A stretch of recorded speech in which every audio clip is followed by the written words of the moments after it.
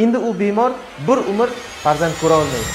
Yaqinda qabulimga 30 yoshlik bir bemor bepushtlik bilan murojaat qilib keldi. Tekshiruv xulosalariga ko'ra, bemorda bepushtlikdan-da xavfli kasallik, ya'ni moyak raki bor ekanligi aniqlandi. Va u holat atrof a'zolarga juda katta xavf tug'dirayotganligi uchun moyakni olib tashlash amaliyoti bajarildi. Endi u bemor bir umr farzand ko'ra olmaydi.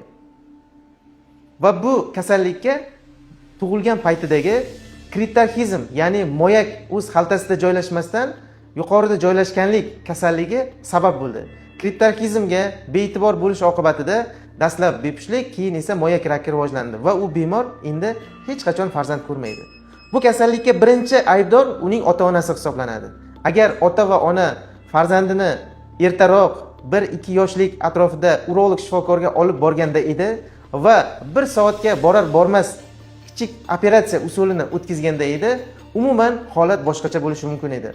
Hurmatli ota-onalar, bu holat orqali sizga murojaat qilmoqchimanki, agar o'g'il farzandingiz bo'lsa, uni albatta urolog shifokor ko'rigiga olib boring va yuqoridagi holatga o'xshagan vaziyatlar yuzaga kelmasligi uchun o'z hissangizni qo'shing. O'g'il farzand bu sizning naslingiz davomchisi hisoblanishini har doim yodda tuting.